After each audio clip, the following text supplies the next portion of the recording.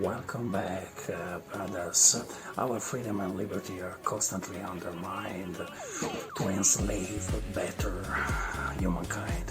Today we are focused on the One Health policy. Follow my short and see you soon back, brothers. One Health policy deception. The big EU scam of One Health policy is simple to explain, but it seems that only few understand it in European parliaments.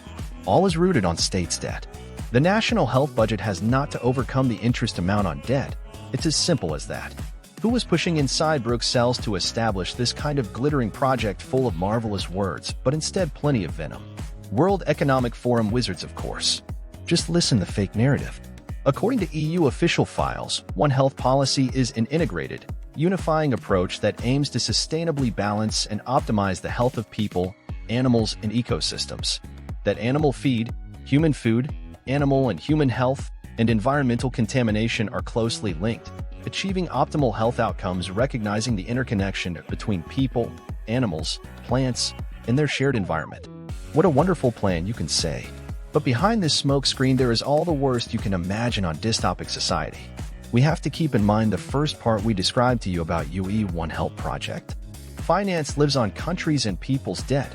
The health of increasingly numerous and demanding citizens puts this predatory system at risk. No government is capable of imposing to citizens less health care to pay universal creditors. They therefore, to survive, need to eliminate parliamentary democracy and impose a dictatorship on the communist model, but much worse.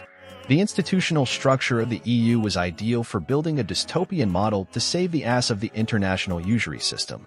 The ideal team to implement such a terrifying plan was that of the Fabian left. Wolves in sheep's clothing, a deep-rooted contempt for the people, Malthusian concepts of human society, absolute lack of humanist ethics is the Fabian handbook. These guys, from UE Commissioner von der Leyen to President of European Council Charles Michel, from Donald Tusk to Mario Draghi, are the WF servants totally bent to this heinous ideology. Put people, animals, and ecosystem at the same stage, it's quite dangerous. The devil's son Yuval Harari stated that human beings don't born with any rights. Quote, "If I open a human body, I see heart, lungs, liver. I don't see any rights," end quote. So this ideology of death has already some dangerous key points to lay a terrible dystopia on Earth. Now these gang of satanic servants talk about the carbon cost of health cures. They are setting an so-called overtone window to deny health care to the mass.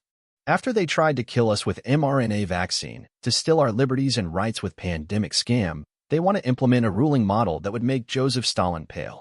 With these servants of evil, who deny all truth, all respect for human life, and for 1,000 years of conquest of rights and freedoms, there is no possibility of dialogue, coexistence, agreement, or mediation. They just need to be fought and defeated.